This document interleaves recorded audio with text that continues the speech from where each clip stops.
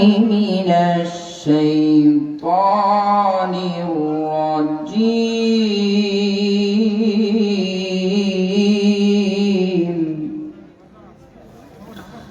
بسم الله الرحمن الرحيم.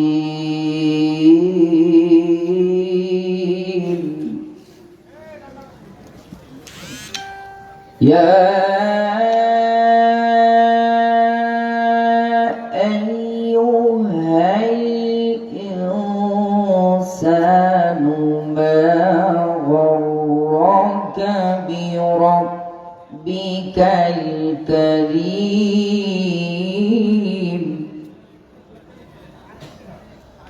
الذي خلقك فسواك فعدلك في أي صورة ما شاء ركبك. كلا بل تكذبون بالدين وإن عليكم لحافظين كراما كاتبين.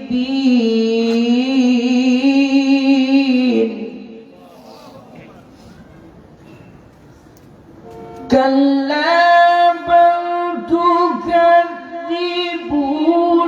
بالدين وإن عليكم لحافظين كراما كاتبين يعلمون ما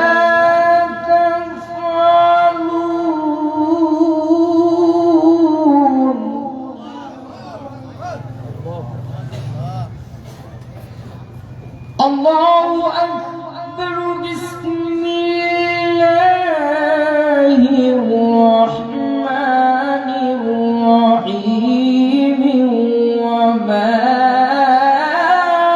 خلقت الجن والإنس إلا ليعبدون.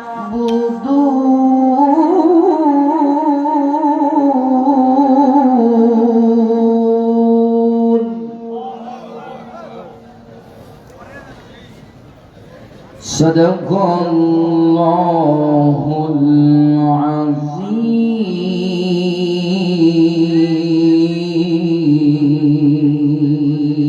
العظيم.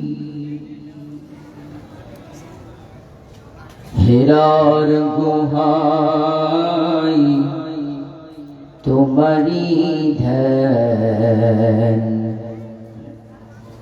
আসমান থেকে নামি আল কুরআন ভাঙলো সবার ভুল তোমারি তরে আসলো কোরআনের ছায়াতলে। খালিদ মোরানি আবু বকর ইসলামী ঝন্ডা নিল যে তুলে। আল আমিন তুমি ছিলে যে সদা সকল মানুষের তরে। হৃদয় খুলে সকলেই বলুন হে রাসূল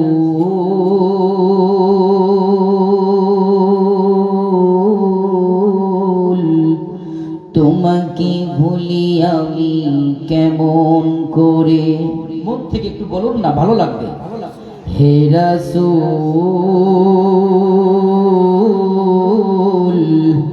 তোমাকে ভুলি আমি কেমন করে।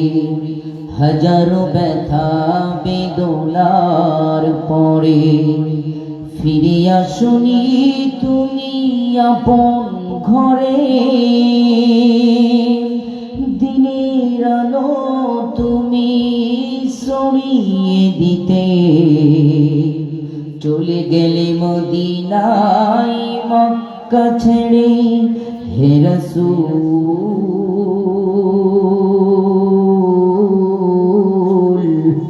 তোমাকে ভুলি আমি কেমন করে, লা ইলাহা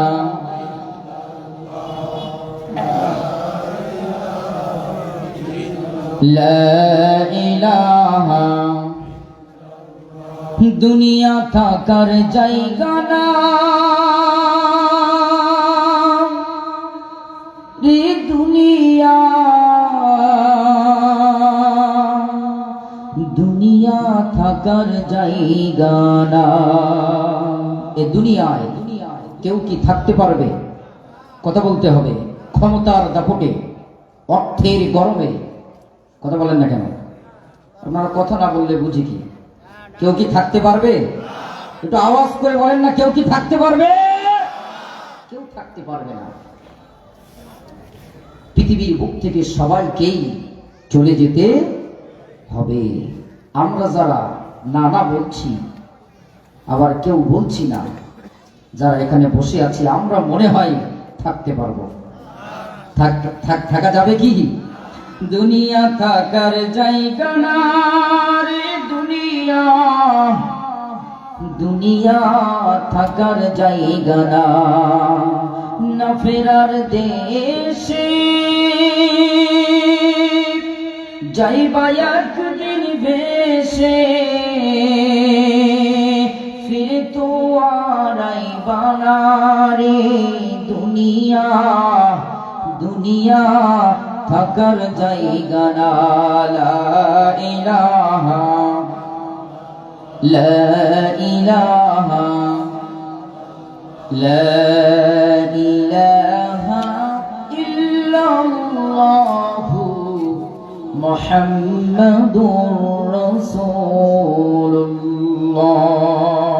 সকলেই পড়ছি সাল্লাল্লাহু আলাইহি ওয়াসাল্লাম। মুআজ্জাজ মুহতারাম, সম্মানিত উলামা ইকরাম, উপস্থিত ঐতিহ্যবাহী বাংলাদেশের অন্যতম জেলা ও বিভাগ খুলনা বিভাগে রূপসা ব্রিজ সংলগ্ন আয়োজিত হাজী আব্দুল মালিক জামে মসজিদ ও আসিয়া দারুস সালাম হাফিজিয়া মাদ্রাসার এলাকাবাসীর উদ্যোগে এক ঝাঁক কোরআন প্রেমিক তরঙ্গমালার সমন্বয়ে গঠিত আয়োজিত বিশাল এই 40তম বার্ষিক ওয়াজ মাহফিলের সম্মানিত সুযোগ্য মাননীয় রেসপেক্টেড অনারেবল জনাব সভাপতি আলহাজ মোহাম্মদ কামাল হোসেন সাহেব, কোরআনুল কারীমের সভাপতিত্বের বরকতে কাল কিয়ামতে কঠিন মুসিবতে আল্লাহ পাক তার এই গোলামকে আল্লাহর আরশ মহল্লায় যেন ছায়া দান করে দিয়ে দেন, আমরা বলছি আল্লাহুম্মা আমিন। আজকের মাহফিলের উপস্থিত হযরত উলামা ইকরাম, আজকে উপস্থিত আছেন অসংখ্য আলেম ওলামাগণ, আমার অত্যন্ত প্রিয় মানুষ, হৃদয়ের মানুষ, আত্মার মানুষ, আপনাদের মসজিদের খতিব সহ মাওলানা কাউসার সাহেব সহ এখানে যারা উপস্থিত আছেন আমার অত্যন্ত প্রিয়। আল্লাহ পাক সকলকে যেন কোরআনের আমৃত খাদেম হিসেবে কবুল করেন, আমরা হৃদয় করে বলছি আল্লাহুম্মা আমিন। স্টেজে বসা আছেন অত্যন্ত সম্মানিত মুরব্বিয়ান ইকরাম, দূর দারাজ থেকে আগত স্বাগত সুশিক্ষিত সম্মানিত দিনদার ইমানদার পরহেজগার ভাই এবং বাবাজিরা, পর্দার অন্তরালে অবস্থানরত সর্বগুণে গুণান্বিত সম্মানিত মা এবং বোনেরা, আলোচনার শুরুতেই মহান রব্বুল ইজ্জাত ওয়াল জালাল তারই দরবারে লাখো কোটি কালিমাত শুকরিয়া আদায় করে নিচ্ছি যে মহান রব্বুল আলামিন এই জনপদের প্রত্যন্ত অঞ্চল থেকে আপনার আমার মতো কিছু নগণ্য গুনাহগার গোলামকে যাচাই করে বাছাই করে আল্লাহর কোরআন শোনার জন্য একত্রিত করেছেন সুন্দর এই মজলিসে। যে আল্লাহ পাক আপনাকে আমাকে নিয়ে এসেছেন, সুন্দর এই মাহফিল আয়োজন করার ব্যবস্থা যে মালিক করেছেন, এখানে আসতে পেরে বসতে পেরে এই মাহফিলে আয়োজন করতে পেরে আমরা খুশি না বেজার? যদি হন খুশি, মাঝে মধ্যে আওয়াজ দিতে হবে বেশি, তাতে কি আপনাদের কষ্ট হবে? আমি জানতে চাই এই কণ্ঠ এবং কথা বলার শক্তি আপনাকে আমাকে কে দিয়েছেন? জীবনে বেঁচে থেকে কারোর পক্ষে তাকবীর আর স্লোগান যদি দিতেই হয়, দিতে হবে কার পক্ষে? সে আল্লাহর জন্য সকলেই সমবেত কণ্ঠে সকলেই পড়ছি আলহামদুলিল্লাহ। আমার ভাইয়েরা, একান্ত আপন জনেরা আমার, আমরা যারা এখানে বসেছি, আমরা কোরআন শোনার জন্য নিছক এসেছি। আমি এখানে এসেছি আল্লাহর কোরআন বলার জন্য, আর আপনারাও এসেছেন কোরআন শোনার জন্য। কথা বলেন ঠিক না ঠিক? কোরআন কারীমের এই ময়দানে আমরা কোরআন থেকেই আলোচনা করব ইনশাআল্লাহ। আল্লাহ পাক যেন কবুল ও মঞ্জুর করেন, আমরা সকলেই বলছি আল্লাহুম্মা আমিন। এখানে কোরআন এবং হাদিসের বাইরে কোনো কথা হবে না ইনশাআল্লাহ। তো যেখানে আলোচনা করতে যায়, পুরুষদের থেকে মা বোনদের আগমন সমাগম কম হয় নাকি বেশি হয়? বেশি হয়। ইসলামের দিক থেকে তাদের মর্যাদাও কম নাকি বেশি? আলহামদুলিল্লাহ বলেন না। ইসলামের জন্য সর্বপ্রথম রক্ত দিয়েছেন কে? নারী নাকি পুরুষ? আল্লাহু আকবার বলেন না। কি নাম? মা সুমাইয়া রাদিয়াল্লাহু তাআলা আনহা। ইসলামের জন্য সর্বপ্রথম আল্লাহর নবীর পক্ষে, কালিমার পক্ষে তিনি এসেছেন। সর্বপ্রথম রক্ত দিয়ে, জীবন দিয়ে শহীদদের খাতায় তিনি নামটা লিখিয়েছেন। আলহামদুলিল্লাহ বলেন। এরপর ইসলামের জন্য সর্বপ্রথম টাকা পয়সা ব্যয় করেছেন নারী নাকি পুরুষ? নারী। পুরুষরা তো দিয়েছেন, কিন্তু শুরুতেই দিয়েছেন, রাসূলুল্লাহকে সহযোগিতা করেছেন তিনি আর কেউ নয়, তিনি হচ্ছেন মা খাদিজা রাদিয়াল্লাহু তাআলা আনহা। ইসলামের জন্য সর্বপ্রথম আল্লাহর নবীর কাছে এসেছেন, অর্থ সম্পদ সব কিছুই দিয়েছেন। জোরে কোন সুবহানাল্লাহ। আমার ভাইরা, এবার আমি জানতে চাই আপনাদের কাছে, মায়ের সম্মান বেশি নাকি বাবার সম্মান বেশি? কয় গুণ বাড়িয়ে দিয়েছেন নবীজি? জোরে কোন না সুবহানাল্লাহ। শুধু তাই নয়, যে ঘরে কন্যা সন্তান জন্মগ্রহণ করে এবং পুত্র সন্তান জন্মগ্রহণ করে, কোন ঘরে আল্লাহর ফেরেশতা নাজির হয়? যে ঘরে কন্যা সন্তান জন্মগ্রহণ হয়। সুবহানাল্লাহ বলেন না। কিন্তু আমাদের বাংলাদেশের চিত্র ভিন্ন। বারবার কন্যা হওয়ার কারণে এই অপরাধে অনেক পুরুষ স্ত্রীকে তালাক পর্যন্ত দিয়ে দেয়। আছে না নাই? আচ্ছা, অপরাধী যদি হতেই হয়, অপরাধী তো দুইজনকেই হতে হয়। কথা বলেন ঠিক না ঠিক? শুধু তাই নয়, বিজ্ঞানের আলোকে যদি আমরা ধরি, আমি বিজ্ঞানের একজন ছাত্র, বায়োলজি আমাদের টিচার যিনি ছিলেন তিনি বোঝাতেন এক্স ক্রোমোজোম ওয়াই ক্রোমোজোম। পুরুষের ভিতরে দুইটা জিনিস থাকে, এক্স ওয়াই এবং ওয়াই, আর নারীদের ভিতরে এক্স এবং ওয়াই থাকে। পুরুষ থেকে যদি ওয়াই যায়, তাহলে পরে নারীর যে রেহেমের ভিতরে প্রবেশ করার পর পরে আমার ভাইয়েরা, ওইখানে আপনার দেখা যায় যে এক্স এবং ওয়াই, এই এক্স এবং ওয়াই থেকে যদি এক্স যায় তাহলে কি হয়? কন্যা সন্তান হয়। তাহলে এর থেকে যদি দোষ দিতে হয়, শুরুতেই তো পুরুষকেই দিতে হয়। কথা বলে না কেন? আসলে মূল জিনিস এটা নয়। কন্যা, পুত্র, ছেলে, মেয়ে, সব কিছু দেওয়ার মালিক কে? আল্লাহ পাক বলেন, ইয়াহাবু লিমান ইয়াশা ইনাসা ওয়া ইয়াহাবু লিমান ইয়াশাউ যুকুর আও ইউযাওবিজুহুম যুকুরানা ওয়া ইনাসা ওয়া ইয়াজআলু মান ইয়াশাউ আকিমা। আল্লাহ পাক বলেন, আমি যাকে ইচ্ছা কন্যা সন্তান দান করি, আবার যাকে ইচ্ছা পুত্র সন্তান দান করি, যাকে ইচ্ছা শুধু কন্যা দান করি, আবার যাকে ইচ্ছা শুধু পুত্র দান করি, যাকে ইচ্ছা কন্যা পুত্র উভয় দান করি, আবার যাকে ইচ্ছা কন্যাও দেই না, পুত্রও দেই না, যাকে ইচ্ছা আমি আল্লাহ পাক নিঃসন্তান বান্দা বানিয়ে রাখি। তোমার বারবার কন্যা হওয়ার কারণে, এই অপরাধে, এই দোষে তুমি তোমার স্ত্রীকে তালাক দিচ্ছ, অথচ তুমি জানো না এই পৃথিবীর বুকে এমন হাজারো দম্পতি আছে যারা একটা সন্তান পাবার আশায় বিভিন্ন জায়গায় যায়, বিভিন্ন ডাক্তারের কাছে ধর্ণা দেয়, লক্ষ লক্ষ টাকা পয়সা খরচ হয়, বাবার কাছে যায়, বিভিন্ন দরগায় যায়, কিন্তু তারা তো জানে না সন্তান দেওয়ার মালিক ডাক্তার আর বাবা নয়, সন্তান দেওয়ার মালিক কে? আল্লাহু আকবার বলেন না। সুতরাং স্পেশাল ভাবে নারীদের মর্যাদা কম নাকি বেশি? জোরে কন্যা সুবহানাল্লাহ। নারীদের ব্যাপারে কয়েকটা মিনিট আমরা কথা বলবো, তারপরে আজকে আমার মূল আলোচনায় ফিরে আসবো ইনশাআল্লাহ। আজকের মূল আলোচনা, কেন আমরা আল্লাহ পাকের গোলামি করব, কেন আল্লাহর দাসত্ব করব, কেন আল্লাহর এই জমিনে আল্লাহর আইন বিধিবিধান হুকুম আহকাম গুলো পালন করব, এই আলোচনা আজকের মূল বিষয় ইনশাআল্লাহ। কেন করব প্রশ্ন আছে না নাই? আমার ভাইরা, একান্ত আপন জনেরা আমার, সুতরাং আজকের আলোচনার মূল বিষয়, কেন আমরা আল্লাহ পাকের গোলামি করব, কেন আল্লাহর এই জমিনে একমাত্র আল্লাহকেই সিজদা দেব, কেন করব? অসংখ্য কারণ, অসংখ্য যুক্তি, অসংখ্য আলোচনা আমি আপনাদের মাঝে উপস্থাপন করতে পারি ইনশাআল্লাহ, কিন্তু অসংখ্য যুক্তি, অসংখ্য কারণ বুঝিয়ে আমি আপনাদের সময় নষ্ট না করে মৌলিক আল্লাহর গোলামি করার কারণ হচ্ছে তিনটা। জোরে বলুন কয়টা? অসংখ্য কারণ আছে না। আপনি আমি যেখানে এসেছি, বসেছি, প্রত্যেকটা সেকেন্ডে মিনিটে এই যে শ্বাস এবং প্রশ্বাস নিচ্ছি, গ্রহণ করতেছি, আল্লাহু আকবার, অক্সিজেন নিচ্ছি, কার্বন ডাই অক্সাইড ছেড়ে দিচ্ছি, সুবহানাল্লাহ বলেন না। আমার ভাইরা, একান্ত আপন জনের আমার, গবেষণায় দেখা গিয়েছে মানুষ প্রত্যেকটা মুহূর্তে, সেকেন্ডে আর এই মিনিটে, ঘন্টা, সপ্তাহ, মাস, বছর পরে, অর্থাৎ 1 বছরে মানুষ এই যে শ্বাস এবং প্রশ্বাস নেয়, গবেষণায় দেখা গিয়েছে 1 নয়, 2 নয়, 90 লক্ষ বার। আল্লাহু আকবার।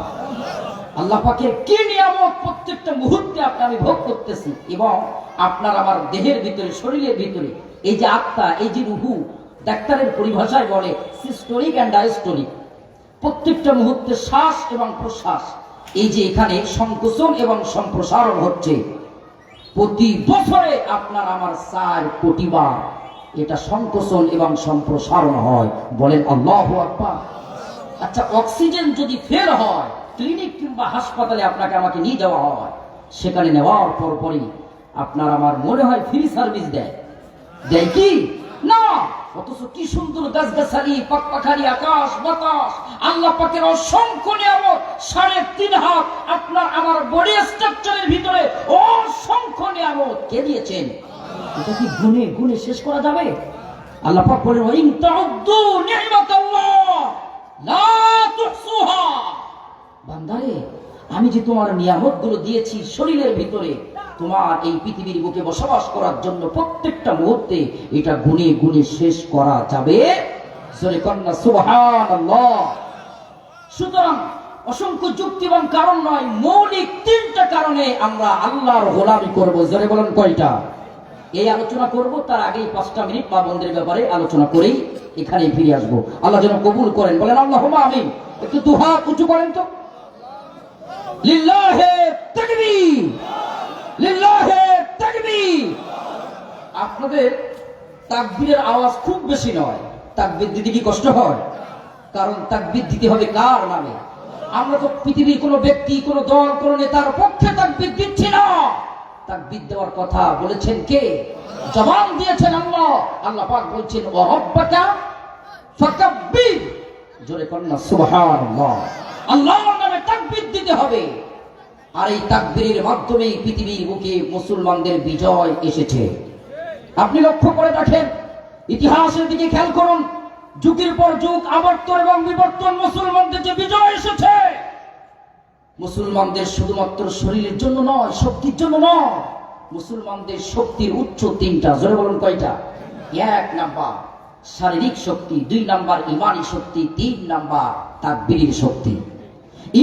শারীরিক শক্তিটা মূল শক্তি নয়, এর দ্বারা ইসলামের বিজয় হয় নয়, এর দ্বারা মুসলমানরা প্রকৃতপক্ষে সমাজে শান্তি প্রতিষ্ঠিত করে নয়। 2টা শক্তির মাধ্যমে মুসলমানরা শান্তি নিয়ে এসেছে। 1 হচ্ছে তাকবীরের শক্তি, 2 হচ্ছে ঈমানের শক্তি। জোরে কোন সুবহানাল্লাহ। এজন্য মাঝে মধ্যে সুবহানাল্লাহ, আলহামদুলিল্লাহ, আল্লাহু আকবার বলা যাবে কি ইনশাআল্লাহ? আমার ভাইয়েরা, ময়দানে এসেছি কোরআন শোনার জন্য, শীতের এই রজনীতে মাঝে মধ্যে আল্লাহু আকবার এবং সুবহানাল্লাহ আলহামদুলিল্লাহ বলতে হবে। এখানে আওয়াজ করে আপনার আমার ঈমানটাকে তরতাজা করতে হবে। আল্লাহ পাক যেন কবুল করেন, বলেন আল্লাহুম্মা আমিন। আমার ভাইয়ের একান্ত আপনজনের আমার গভীর মনোযোগ। গভীর রজনীতে মা খাদিজা রাদিয়াল্লাহু তাআলা আনহা ঘুম থেকে জাগ্রত হয়েছেন। আল্লাহর নবী লক্ষ্য করে দেখতেছেন খাদিজা বসে বসে কান্নাকাটি করতেছেন। আল্লাহু আকবার। আল্লাহর নবী লক্ষ্য করলেন খাদিজা বসে বসে কান্নাকাটি করতেছেন। নবীজি ডাক দিয়ে বলতেছেন, খাদিজা, পৃথিবীর সব মানুষগুলা ঘুমিয়ে গিয়েছে, তুমি কেন বসে বসে কান্নাকাটি করতেছ? বুঝতে হয়তো পেরেছি, আমার কাছে আসার পরে তোমার জীবনে কষ্ট নেমে এসেছে, তোমার জীবনে অশান্তি নেমে এসেছে, এই জন্য তুমি মনে হয় কান্নাকাটি করতেছ। খাদিজা বলতেছেন, ইয়া রাসূলুল্লাহ, ইয়া হাবিবাল্লাহ, এমন কথা বলবেন না। আমি এই পৃথিবীর কোন সুখের জন্য কাঁদি না, আরামের জন্য কাঁদি না, এই পৃথিবীর কোন গাড়ির জন্য, বাড়ির জন্য আমি কাঁদি না। আমি কাঁদি গভীর রজনীতে আমার ভয় হয়, আমার আল্লাহর ভয় গভীর রজনীতে ভয় হয়, আমার জীবনের গুনার ভয়, আমার ভয় হয় ওই কবরের ভয়। আমি তো জানি না আমার আল্লাহ আমাকে মাফ করবে কি করবে না। আমার জীবনে, পূর্বের জীবনে যে গুনাহ করেছি, অন্যায় করেছি, অপরাধ করেছি, আল্লাহ পাক আমাকে মাফ করবে কি করবে না, আমার ভয় হয়। এই জন্য গভীর রজনীতে আমার চোখ থেকে পানি বাইর হয়। ইয়া রাসূলুল্লাহ, ইয়া হাবিবাল্লাহ, আমার বারবার মনটা জানতে চায়, অন্ধকার ওই কবরের ভয় বারবার আমার অন্তরে জাগ্রত হয়। আপনি আমার কাছে কথা দেন, যদি আল্লাহ পাক আপনার পূর্বেই আমাকে ইন্তেকাল করান, এই পৃথিবীর বুক থেকে যদি আমি চলে যাই, তাহলে আমার কবরের পাশে আপনি দাঁড়াবেন, কবরের 3টা প্রশ্নের জবাব আমার পক্ষ থেকে আপনি দিয়ে দেবে। নবীজি ডাক দিয়ে বলতেছেন, খাদিজা, কেন দেব না? এই পৃথিবীর বুকে আমি আল্লাহর পক্ষ থেকে আখিরি জামানার পয়গম্বর হিসেবে এসেছি ও খাদিজা, কিন্তু এই মক্কায় আমার পা দেওয়ার কোনো জায়গা ছিল না, দ্বীনের কথা, ইসলামের কথা বলার কোনো সুযোগ ছিল না। যদি তোমার সাপোর্ট আর তোমার সহযোগিতা আমি এই মক্কায় না পেতাম, তাহলে আমি এই মক্কার জামানায় দ্বীনের দাওয়াত দেওয়ার সুযোগ পেতাম না। তোমার জন্য তো পেয়েছি। আল্লাহ পাক তো তোমার প্রতি এত বেশি খুশি হয়েছেন, আল্লাহ পাক স্বয়ং আসমান থেকে তোমাকে সালাম জানিয়েছেন, তুমি কবরের ভয় এত পেও না। খাদিজা বলতেছেন, ইয়া রাসূলুল্লাহ, তারপর আমার ভয় হয়, আপনি আমাকে কথা দেন, আমার মৃত্যুর পরে আপনি কবরে দাঁড়াবেন। নবীজি বলতেছেন, খাদিজা, অবশ্যই আমি তোমার কাছে কথা দিলাম, আমি তোমার কথা, তোমার সত্য মেনে নিলাম। যদি আমার পূর্বে তোমার ইন্তেকাল হয়ে যায়, আমি অবশ্যই তোমার এই সত্য পালন করব। আমার ভাইরা, আল্লাহর হাবিবের পূর্বে খাদিজা ইন্তেকাল করলেন। নবীজি এত বেশি ভেঙ্গে পড়লেন, আল্লাহর নবী এত বেশি ভেঙ্গে পড়লেন, নবীজি এত বেশি দিশাহারা হয়ে পড়লেন। নবীজির চোখ থেকে টপ টপ করে পানি পড়তেছে, নবীজি কান্নাকাটি করতেছেন শিশু বাচ্চার মতো, মনে হয় কে হারিয়েছে। এত বেশি মহব্বত, এত বেশি ভালোবাসা স্বামী এবং স্ত্রীর ভিতরে, আল্লাহর পক্ষ থেকে দেওয়া এই নিয়ামত। আমার ভাইয়েরা, খাদিজা চলে গেলেন, ইন্তেকাল করার পরে নবীজি দাঁড়িয়ে আছেন, কান্নাকাটি করতেছেন। আবু বকর ডাক দিয়ে বললেন, ইয়া রাসূলুল্লাহ, ইয়া হাবিবাল্লাহ, আপনি আর কাঁদবেন না, খাদিজা চলে গিয়েছে, তাই কি হয়েছে? আমি তো আপনার সাথে আছি। নবীজির কান্না বন্ধ হয় না। অমর আল্লাহর নবীর হাতটা ধরলেন আর বললেন, নবীজি, আপনি এত ভেঙ্গে পড়বেন না, আমরা সাহাবীরা তো আপনার পাশে আছি। নবীজি তাও কান্নাকাটি বন্ধ করেন না, বলতেছেন, না, তোমরা চলে যাও, আমাকে এই কবরের পাশে থাকতে দাও, আমি আমার খাদিজার সত্য পালন না করে কবর থেকে তোমাদের সঙ্গে যাব না। আমার ভাইরা, নবীজি কবরের পাশে দাঁড়িয়ে দাঁড়িয়ে কান্নাকাটি করতেছেন, অপেক্ষারত আছেন। আল্লাহ পাক এই দৃশ্য আর সহ্য করতে পারলেন না, জিবরাইল আমিনকে পাঠিয়ে দিলেন। জিবরাইল, আর করোনা দেরি, জলদি চলে যাও আমার নবীর কাছে তাড়াতাড়ি। আমার নবী কান্নাকাটি করে আর নবীর পাশে তুমি চলে যাও। আমার ভাইয়েরা, হযরতে জিবরাইল নবীজির পাশে আসলেন আর বললেন, ইয়া রাসূলুল্লাহ, আপনি কান্নাকাটি করবেন না, আপনি চোখের পানি আর ফেলাবেন না। আল্লাহ পাক আমাকে পাঠিয়েছেন খাদিজার কবরের পাশে আপনি দাঁড়িয়ে যে প্রশ্নের উত্তর দেওয়ার জন্য অপেক্ষা করতেছেন, আপনি এখানে আর দাঁড়িয়ে থাকবেন না, কারণ খাদিজার প্রশ্নের জবাব স্বয়ং আল্লাহ দেওয়ার জন্য রেডি হয়ে আছে। আল্লাহু আকবার। আমার ভাইয়েরা, একান্ত আপনজনেরা আমার, সেই খাদিজা কবরের এত বেশি ভয় করতেন। আল্লাহর নবীর কাছে এবার খাদিজা বলতেছেন, ইয়া রাসূলুল্লাহ, ইয়া হাবিবাল্লাহ, কবরের ভয় হয়। নবীজি ডাক দিয়ে বলতেছেন, খাদিজা ভয় পেও না, কারণ আল্লাহ পাক তোমার জীবনের গুনাহগুলো মাফ করেছেন। আল্লাহ পাক তোমাকে জান্নাতি রমণী হিসেবে এই পৃথিবীর বুকে ঘোষণা করেছেন। খাদিজা ডাক দিয়ে বলতেছেন, ইয়া রাসূলুল্লাহ, আল্লাহ আমাকে জান্নাতের রমণী বানিয়েছেন, কিন্তু আমি আরেকটা প্রশ্ন আপনার কাছে জানতে চাই। আমি মা, আমার পেটের কন্যা হলো ফাতিমা। আল্লাহ পাক আমাকে জান্নাতের রমণী বানিয়েছেন, কিন্তু আমি মা হওয়া সত্ত্বেও আমার মেয়েকে কেন জান্নাতের সর্দারিনী বানিয়েছেন? আল্লাহু আকবার। কারণ নারীদের ভিতরে সব ঠিকঠাক থাকলেও এই একটা জিনিস দেখবেন একটু কম আছে, ওরা একজন আরেকজনের উপরে যাক এইটা সহ্য করতে পারে না। কথা কয় না কেন? এই জন্য বাংলাদেশের বিভিন্ন জেলায়, বিভিন্ন গ্রাম অঞ্চলে আল্লাহ আমাকে নিয়ে যায়, বিভিন্ন ধরনের খাওয়া দাওয়া, বিভিন্ন নারীদের পাক আল্লাহ আমাকে খাওয়ায়। আমি সব কিছু খাওয়ার পরে বাড়িতে যে সময় যাই, স্ত্রীকে ডাক দিয়ে বলি, এত রান্না বান্না, অনেক কিছু খাওয়া দাওয়া হয় বাইরে, কিন্তু এত রান্না বান্না কোনো জায়গায় কোনো পাক আমার ভালো লাগে না, তোমার হাতের রান্না ছাড়া কোনো কিছু পছন্দ হয় না। কথা কয় না? মাঝে মধ্যে স্ত্রীকে খুশি করার জন্য একটু মিথ্যা বলাও জায়েজ আছে। সুবহানাল্লাহ বলবেন না? কি হুজুর ঠিক আছে না? নাই।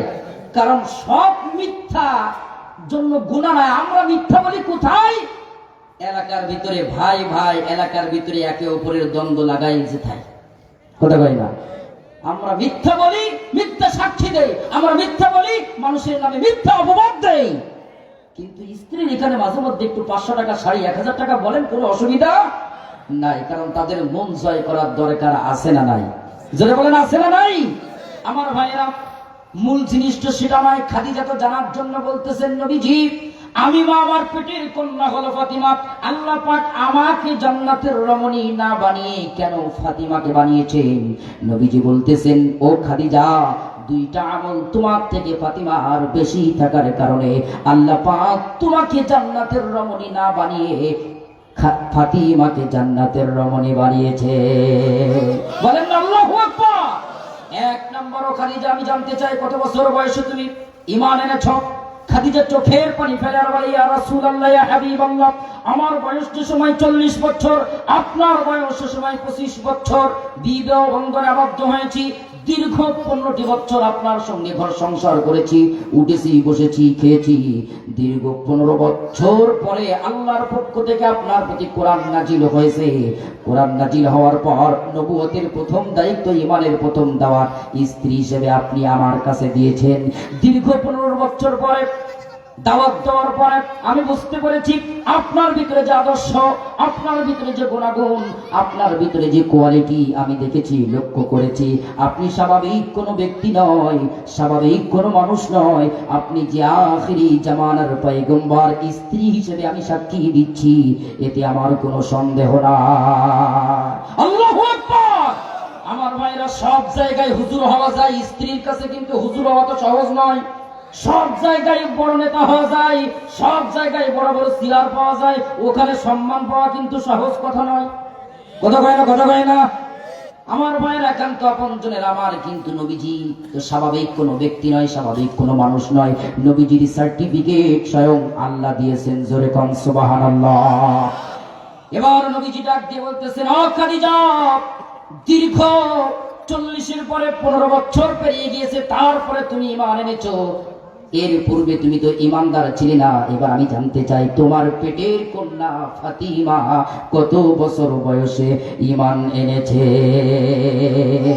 খাদিজা চোখের পানি ফেলে আর বলে, ইয়া রাসূলুল্লাহ, আমার পেটের কন্যা পেট থেকে ঈমান নিয়েই বাইর হয়েছে দুনিয়ায়। আমৃত্যু ঈমানদারনী জান্নাতি হিসেবে জীবন যাপন করেছে। সুবহানাল্লাহ। কারণ এক নম্বর হচ্ছে ঈমান। ঈমান যদি না থাকে আপনার কোন আমল আল্লাহর দরবারে কবুল হবে না। আমার ভাইরা, একের পরে যত শূন্য দিবেন সংখ্যা ততই বাড়বে, কিন্তু এক যদি না থাকে শূন্য যতই দেন কাজ হবে, কাজ হবে। এই শূন্যের কোনো দাম আছে? এই জন্য আল্লাহ পাক বলেন ঈমানের দাম অনেক বেশি। ঈমানের দাম এত বেশি, কোরআনুল কারীম বলছেন ঈমান যদি না থাকে, ওমাইয়াবতাগি গায়রাল ইসলামি দীনান ফালাই ইউকবালা মিন ওয়া হুয়া ফিল আখিরাতি মিনাল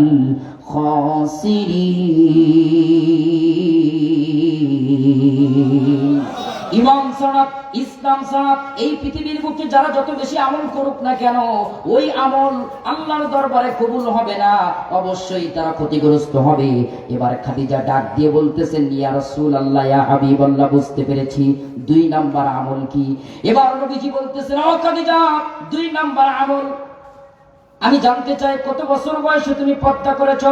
খাদিজা বলতেছেন, ইসলাম কবুল করেছি, এত পরে পর্দা আনার তো কোনো প্রশ্নই আসে না। নবীজি বলতেছেন, তোমার পেটের কন্যা পর্দা করেছে কত বছর বয়স থেকে? জোরে কান সুবহানাল্লাহ। কারণ পর্দা করা নারীদের জন্য প্রাপ্ত বয়সে, বলেন তো দেখি, সুন্নাত নাকি নফল? বলেন না সবাই, আল্লাহু আকবার বলেন না। আল্লাহ পাক বলেন, ওয়াকরনা ফি বুয়ুতিকুন্না ওয়ালা তাবাররাজনা তাবাররুজাল জাহিলিয়াতিল উলা। ও পৃথিবীর নারীরা, জাহিলি সমাজের মতো সমাজে তোমরা চলাফেরা করো না। জাহিলিয়াতের মতো চলাফেরা করবে যারা, সমাজের ভিতরে ধর্ষণের শিকার হবে তারা। আধুনিক যুগ এলো রে ভাই, রাস্তাঘাটে নারী দেখলে চোখে লজ্জা আসে, আদা পোশাকধারী ইংরেজি চাল বাংলাদেশে চলিতেছে ভাই। আজকাল নারীদের দেহে কোনো মাঝে মধ্যে দেখা যায় কাপড় চোপড় নাই। এসব কারণে হচ্ছে তাদের একটা উপকার, দিন দিন ধর্ষণ আর নির্যাতন ওই সমস্ত নারীরা পাচ্ছে উপহার। কথা বলেন ঠিক না ঠিক? কারণ পর্দাটা হচ্ছে ফরজ। আল্লাহ পাক তার নবীকে ডাক দিয়ে বলতেছেন, কুলিয়া আইয়ুহান নাবিয়্যু, আল্লাহু আকবার, আজওয়াজিকা ওয়া বানাতিকা ওয়া নিসাইল মুমিনিনা ইউদুনিনা মিন জালাবিবিহিন্না। জোরে কোন সুবহানাল্লাহ। হে নবী, আপনি আপনার স্ত্রী, কন্যা এবং পৃথিবীর সমস্ত নারীদেরকে বলে দেন তারা যেন তাদের শরীরটাকে আবৃত করে রাখে। কারণ ছোট্ট একটা উদাহরণ, আমার ভাইরা, আপনাদের এলাকায় নারকেল গাছ আছে, নারকেল গাছের ভিতরে ডাব হয়, ডাবের ভিতরে পানি হয়। ওই পানি খাওয়ার পর অসুস্থ মানুষ কিন্তু সুস্থ হয়ে যায়, কিন্তু খালবিলের পচা পানি, এটার নাম পানি, এই পানিটা খাওয়ার পর দেখা যায় সুস্থ মানুষও অসুস্থ হয়ে যায়। আজকে সমাজে কিছু নারী, সব নারীরা না, কিন্তু এমন ভাবে চলাফেরা করে, এদের দেখে আমাদের সুস্থ যুবকরাও পর্যন্ত অসুস্থ হয়ে যায়। আছে না নাই? আছে না নাই? একান্ত আপনজনেরা আমার, নবীজি ডাক দিয়ে বলতেছেন, তাহলে পর্দা করেছো অনেক বছর পরে, আমি জানতে চাই তোমার পেটের কন্যা ফাতিমা কত বছর বয়সে পর্দা করেছে? খাদিজা চোখের পানি ফেলে বলে আর বলে, ইয়া রাসূলুল্লাহ, এখানেও আমার কন্যা ফাতিমা এগিয়ে আছে। আমার পেটের কন্যা পেট থেকে পর্দা নিয়ে এসেছে, দুনিয়ায় প্রাপ্ত বয়স হওয়ার পরই এই পৃথিবীর বুকে পর্দা নিয়েই কবরে গিয়েছে। জোরে কান সুবহানাল্লাহ। আল্লাহর নবী বললেন, এই 2টা আমল, শুধুমাত্র এই 2টা আমল, তোমার আমল কম নয়, তোমার আমল কম নয়, তোমার জিকির, তোমার তাসবিহ, তোমার নামাজ, তোমার স্বামীর সেবা কোনো অংশে কম নয়, কিন্তু এই 2টা আমল তোমার থেকে ফাতিমার জীবনে বেশি থাকার কারণে আল্লাহ পাক তোমাকে জান্নাতের রমণী না বানিয়ে ফাতিমাকে জান্নাতের প্রথম কাতারে রেখেছে। জোরে কান সুবহানাল্লাহ, আল্লাহু আকবার। আজকে মরলে কালকে 2 দিন, পরের দিন কেউ কাঁদবে না, আজকে মুরলি কালকে 2 দিন, পরের দিন কেউ কাঁদবে না, যাদের জন্য করলাম কামাই মরলে কিন্তু চিনবে না। সময় থাকতে আমল করো, ঈমান করো খাঁটি, তোমার আমার শেষ ঠিকানা অন্ধকার ওই কবরের মাটি, তোমার আমার শেষ ঠিকানা 3.5 হাত মাটি। আল্লাহ পাক বলেন ওই কবরে, হাসরে, মিজানে এবং ফুলসিরাতে, জাহান্নামে তোমাদের জন্য কোনো ভয় থাকবে না, তোমাদের জন্য টেনশন থাকবে না। আমরা প্রশ্ন করলাম, আল্লাহ কাদের জন্য কোনো ভয় থাকবে না, কাদের জন্য কোনো টেনশন থাকবে না? জান্নাতে যাবে কারা? জাহান্নামের আগুন থেকে মুক্তি পাবে কারা? আল্লাহ পাক তাদেরকে ডাক দিয়ে বলতেছেন, ওয়ালা তাহিনু ওয়ালা তাহজানু ওয়া আনতুমুল আ'লাউনা ইন কুনতুম মুমিনিন।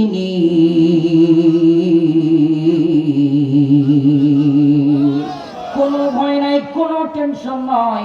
যদি তোমরা মুমিন হও, ঈমানদার হও, আমি আল্লাহ অবশ্যই দুনিয়া এবং আখিরাতে তোমাদের অবশ্যই নাজাতের ব্যবস্থা করব। জোরে কান সুবহানাল্লাহ। আমার ভাইরা, মুমিন কিভাবে হব? এবার প্রশ্ন, মুমিন যদি হতে হয় আল্লাহর গোলামি করতে হবে। জোরে বলুন, কার গোলামি করতে হবে? আল্লাহর গোলামি করতে হবে। এবার আসুন, কেন আল্লাহর গোলামি করব? আমি শুরুতেই বলেছি 3টা মৌলিক কারণে আল্লাহর গোলামি করতে হবে। জোরে বলুন, কয়টা? 1 নাম্বার, আল্লাহর গোলামি করতেই হবে যেহেতু আল্লাহ পাক আপনাকে আমাকে সৃষ্টি করেছেন, এবং সৃষ্টি শুধু করেন নাই, ওই আল্লাহ আপনার আমার খাদ্যের ব্যবস্থা করেছেন। জোরে কোন সুবহানাল্লাহ। কিভাবে সৃষ্টি করেছেন ভালো করে শুনুন। 1 নাম্বার কারণ, মৌলিক 1 নাম্বার কারণ আমি বোঝাচ্ছি আপনাদেরকে। কেন আল্লাহর গোলামি করব? কেন আল্লাহর এই জমিনে আল্লাহর দাসত্ব করব? কেন আল্লাহর আইন ছাড়া পৃথিবীর কোন মানুষের আইন মানব না? এটা আমি আপনাদের বোঝাচ্ছি। 3টা মৌলিক কারণ বোঝালেই আজকের মাহফিলে সকল জনতা, সকল শিক্ষিত মানুষ, সকল আল্লাহর প্রিয় মানুষেরা বুঝতে পারবেন। আল্লাহ যেন আমাকে বলার, আপনাদেরকে ধৈর্য ধারণ করে শোনার তৌফিক দান করেন। বলেন আল্লাহুম্মা আমিন। আল্লাহ পাক বলেন, আমি তোমাদের এই পৃথিবীর বুকে সৃষ্টি করেছি। এই 3টা কাজ আল্লাহ ছাড়া পৃথিবীর মানুষ কেউ করতে পারে না। আল্লাহ বলেন, কিভাবে সৃষ্টি করেছি? একবারও কি চিন্তা ভাবনা করেছো? আল্লাহ আপনার আমার কাছে আবার প্রশ্ন করছেন, কিভাবে সৃষ্টি করেছি? ভেবে কি দেখেছো? আফরাআইতুম মা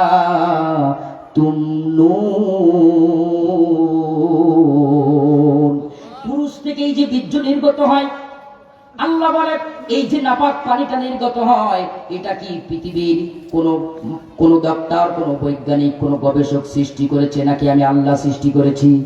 কে সৃষ্টি করেছে? আল্লাহ পাক বলেন, আমি আল্লাহই সৃষ্টি করেছি। আমি আল্লাহ অবশ্যই তোমাদের সৃষ্টি করেছি। কিভাবে সৃষ্টি করেছি? আমার ভাইয়েরা, কিতাবের ভিতরে এসেছে, আল্লাহ পাক বলেন এই পৃথিবীর বুকে মায়ের রেহেমের ভিতরে, নারীর রেহেমের ভিতরে কিভাবে এই নাপাক পানিটা চলে যায়। নাপাক পানিটা যাওয়ার পরই প্রথমে তাকে এই নাপাক পানিটা তাকে নুতফা। বলেন আল্লাহু আকবার।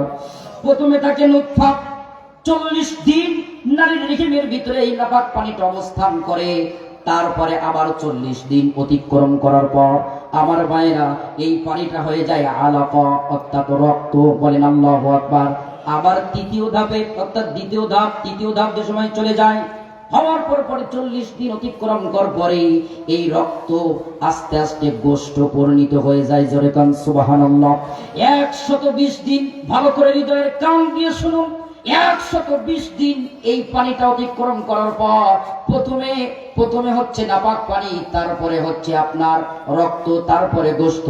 120 দিন অতিক্রম করার পর বুখারীর বর্ণনায় নবীজি বলেছেন আল্লাহর পক্ষ থেকে একজন ফেরেশতা আসে। একজন ফেরেশতা আসার পরই 120 দিন পরে মায়ের রেহেমের ভিতরে আল্লাহ পাকের পক্ষ থেকে আপনার আমার রূহ দান করা হয়। জোরে কান সুবহানাল্লাহ। রূহটা যে সময় দেওয়া হয় আমার ভাইয়েরা, রূহ দেওয়ার পরে আল্লাহ সে সময় আপনার আমার শরীরটা গঠন করেন। শুরুতেই কি সৃষ্টি করেন? শুরুতেই কিন্তু আল্লাহ হাত তৈরি করেন না, পা তৈরি করেন না, দেহের কোন অংশ তৈরি করেন না। কি তৈরি করেন? দেহের কোন কোন অংশ আল্লাহ শুরুতেই তৈরি করেন। আল্লাহ কোরআনুল কারীমের ভিতরে আপনাকে আমাকে সে কথাই বলতেছেন, ওয়া জাআলা লাকুমুস সামআ, শুরুতেই আমি আল্লাহ শোনার জন্য কান সৃষ্টি করি। জোরে কোন সুবহানাল্লাহ, আল্লাহু আকবার। এরপরে ওয়াল আবসার, দেখার জন্য দুইটা চোখ দান করি। সুবহানাল্লাহ। এরপরে চোখ, কান দিলাম, চোখ দিলাম। এরপরে আমি আল্লাহ পাক ওয়াল আফইদা, একটা ব্রেন দিয়ে, অর্থাৎ কোনটা ভালো কোনটা মন্দ। এবার বুঝুন, আমি আপনাদের কাছে প্রশ্ন রাখতে চাই, কিংবা আমিও আপনার আমার চিন্তার মগজে ঢুকে দিতে চাই, কেন আল্লাহ কানের কথা বললেন? শুরুতেই তো হাতের কথা বলতে পারতেন, শুরুতেই আপনার আমার অন্য অঙ্গের কথা বলতে পারতেন, কেন কানের কথা বললেন? আমার ভাইয়েরা, রাস্তা দিয়ে একজন ব্যক্তি হেঁটে যাচ্ছে, মনে করেন তার নাম আব্দুল্লাহ। ওই ব্যক্তি আরেকজন ব্যক্তিকে, ঘরের ভিতরে একজন ব্যক্তিকে ডাক দিচ্ছে, তার নাম আব্দুর রহমান। আব্দুল্লাহ আব্দুর রহমানকে ডাক দিচ্ছে, শুরুতেই কিন্তু চোখ দিয়ে দেখবে না, আগে কান দিয়ে শুনবে।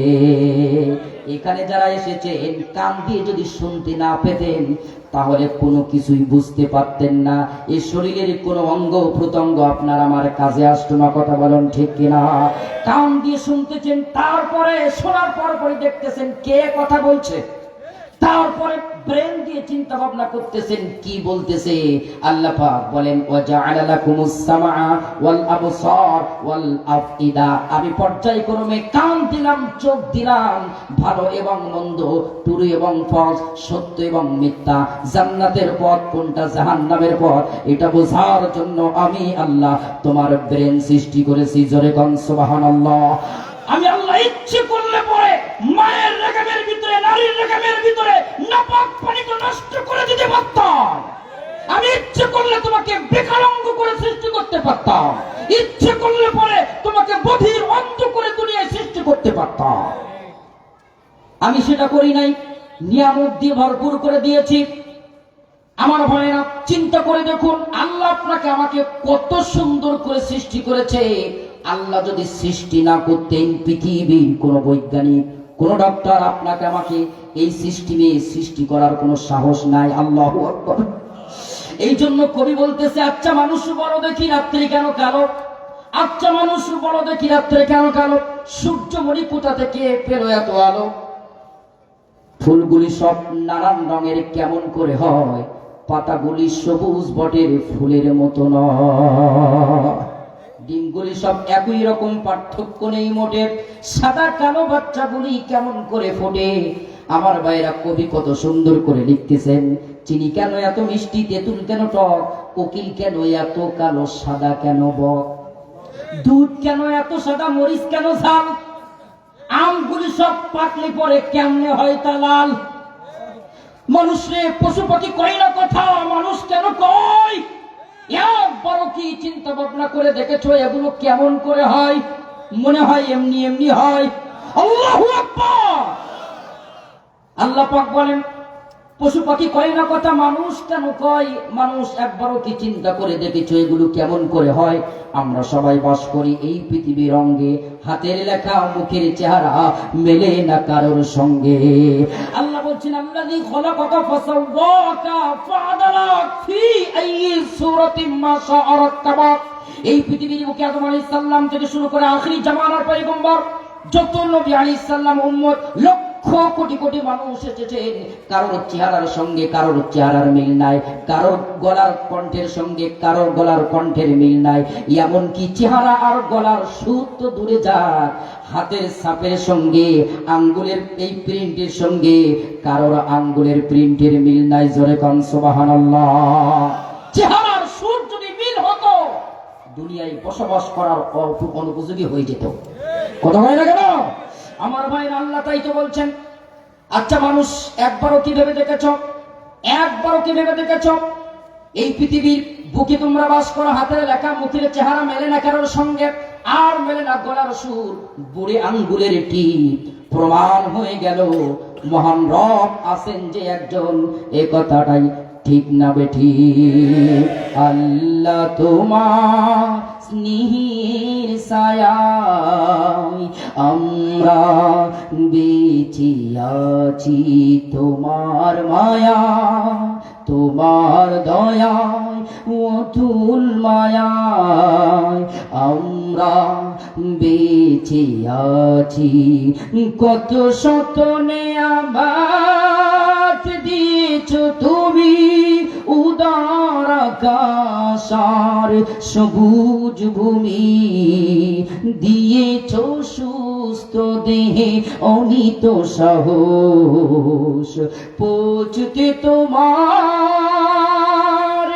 কাছাকাছি আমরা বেঁচে আছি। বলেন আল্লাহু আকবার। আমার ভাইরা কান্ত আপনজনেরা আমার, এই জন্য আল্লাহ পাক বলেন আমি তোমাদের সৃষ্টি করেছি, শুধু সৃষ্টি করি নাই, আমি আল্লাহ তোমাদের খাদ্যের ব্যবস্থা করেছি। আরো জোরে কান্না সুবহানাল্লাহ। আল্লাহ কিভাবে খাদ্যের ব্যবস্থা করেছেন? মায়ের পেটের ভিতরে যে সময় আপনি আমি একটা রক্তের মাংস ছিলাম, ওখানে কি কোনো ডাক্তার খাবার পৌঁছাইছে? পারবে কি কোনো মানুষ? পৃথিবীর কোনো মানুষ পারবে না, কোন ডক্টর পারবে না, কোন নেতা পারবে না, কেউ পারবে না। আল্লাহ বলে আমি আমার নিজ কুদরতে ওখানে খাদ্যের ব্যবস্থা করেছি। জমিনে এসেছো, এখন তোমার আবার স্পেশাল খাদ্যর দরকার। যেহেতু এই শরীরটা, এই দেহটা তৈরি হয়েছে মাটির থেকে, আর রুহটা এসেছে আসমান থেকে, আল্লাহর পক্ষ থেকে। জোরে কান সুবহানাল্লাহ।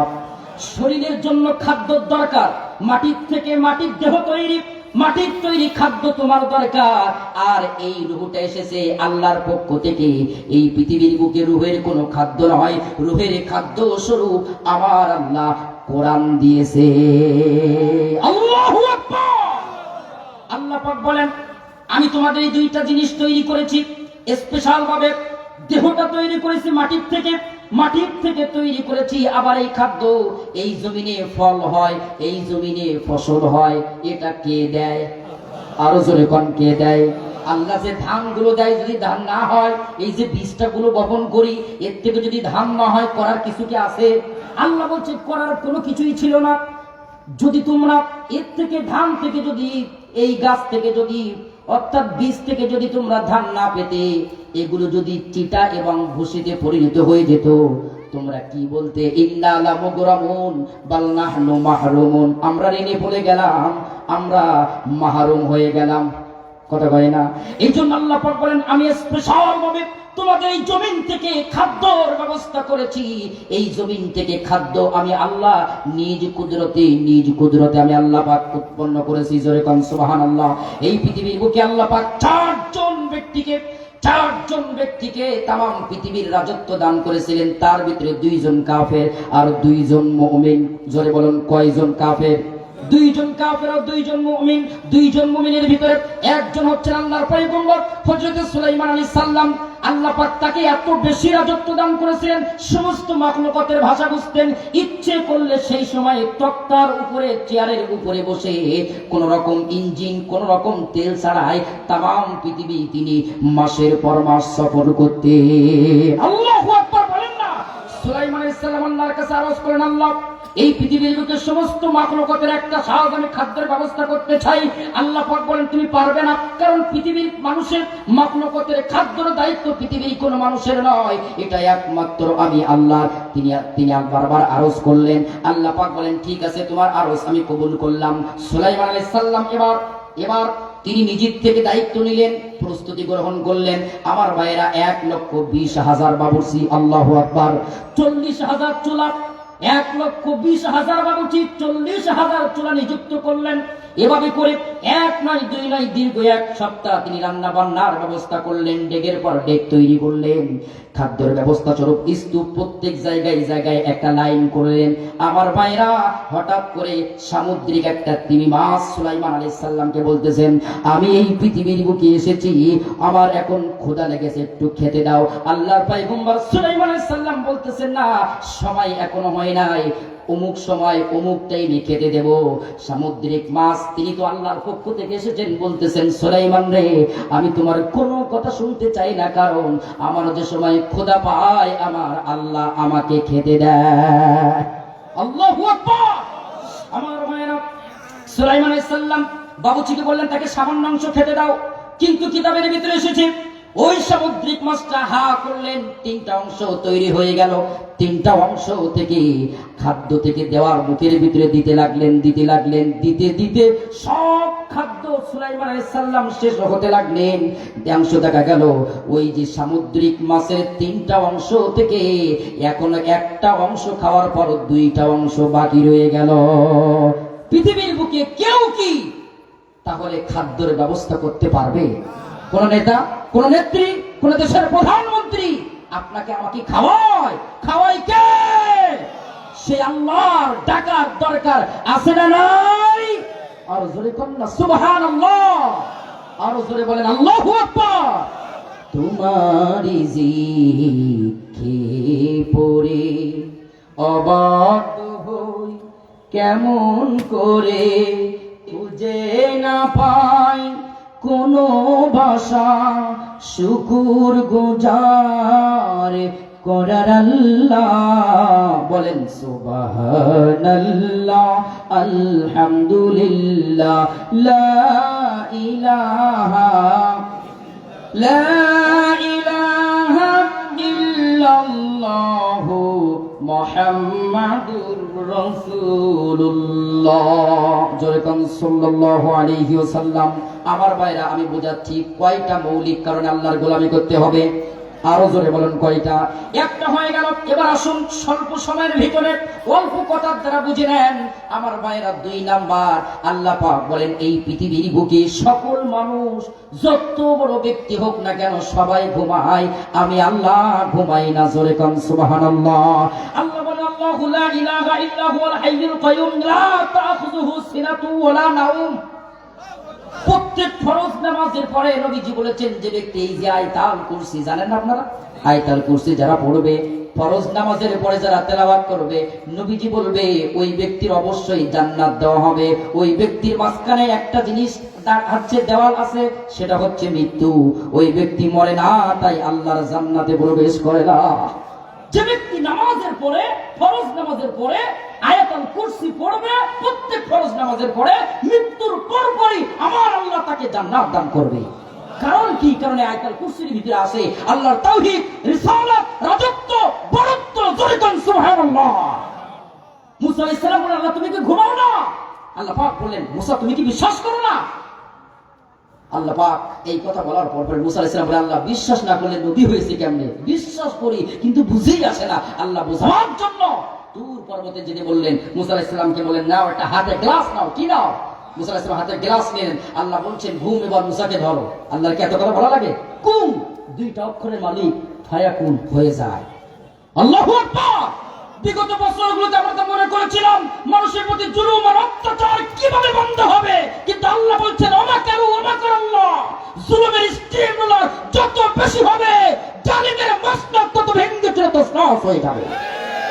কথা বলেন ঠিক না ঠিক? কিন্তু জুলুমের শিকার যারা হয় তারা আল্লাহর কাছে প্রিয় হয়।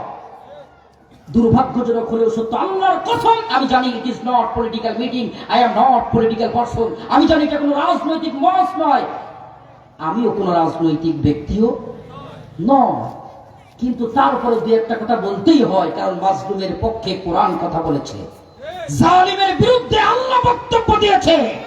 এদেশের সাবেক 3 বারের প্রধানমন্ত্রী দেশনেত্রী বেগম খালেদা জিয়া, তিনি ইন্তেকাল করেছেন। দেখেছেন আলেম ওলামা, দেশের আপামর জনতা সবাই চোখের পানি ফেলেছেন। কারণ কি? কারণ তিনি দেশের পক্ষে, মানুষের পক্ষে, আলেমদের পক্ষে, ইসলামের পক্ষেই তিনি কথা বলেছেন। আল্লাহর কসম, আগামীতে যারা রাজনীতি করবে তাদের জন্য 3 মেসেজ, যদি বলুন কয়টা? 3টা বক্তব্য। এক, তাদেরকে এই বাংলাদেশপন্থী হতে হবে। শুধু বাংলাদেশপন্থী নয়, তাদেরকে ইসলামপন্থী হতে হবে। শুধু ইসলামপন্থী নয়, আগামীতে রাজনীতি করতে হলে কোরআন দিয়েই রাজনীতি করতে হবে। কোরআনের বিরুদ্ধে, ইসলামের বিরুদ্ধে, এদেশের মানুষের বিরুদ্ধে যারা এই কথা বলবে, আগেরটা তো দেশ থেকে পালানোর সুযোগ পেয়েছে, আগামীতে যারা ইসলামের বিরুদ্ধে কথা বলবে দেশ থেকে পালানোর সুযোগ দেওয়া হবে না। আমার ভাইরা, কারণ এই দেশ মুসলমানদের দেশ, এদেশ মাদ্রাসার দেশ, এদেশ মসজিদের দেশ।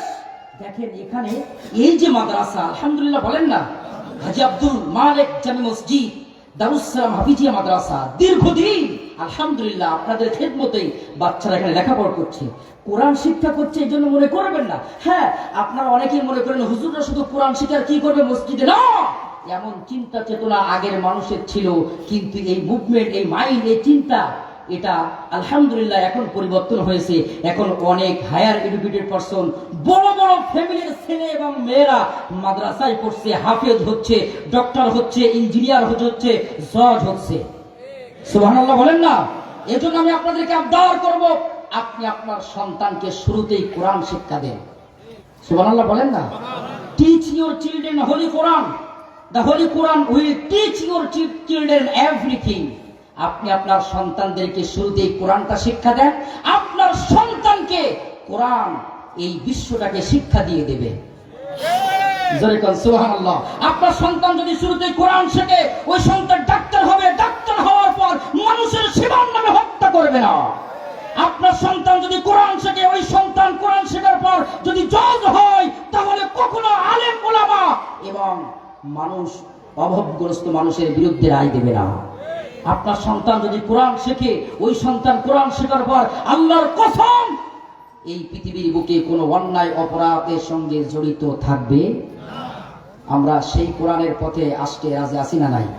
আল্লাহ যেন কবুল করে, বলেন আমিন। তা আমি জানতে চাই, মনে হয় আপনাদের কষ্ট হচ্ছে, তো আমাকে কর্তৃপক্ষ বারবার দেখতেছেন, তারাও বিধিগ্রস্ত হয়ে পড়েছে, আর তাহিবের দিকে বারবার লক্ষ্য করতেছে, কারণ আজকে আমাদের আয়োজন অনেক কিছুই। এই জন্য আমি স্পেশাল ভাবে অন্য জায়গায়, তো আলহামদুলিল্লাহ আপনাদের দোয়া, পিতামাতার দোয়া, আপনাদের ভালোবাসা, আল্লাহ রহমত, বাংলাদেশের বিভিন্ন জায়গায় আল্লাহর এই ছোট্ট গোলামকে আল্লাহ পাক নিয়ে যায়। আসলে সব জায়গায় বিশেষ মেহমান নয়, প্রধান মেহমান আলোচনা করি, এবং আমার আলোচনার পরে, আলোচনা যে সময় শুরু করি তারপরে আর কোনো কাজকর্ম থাকে না, কথা কয় না।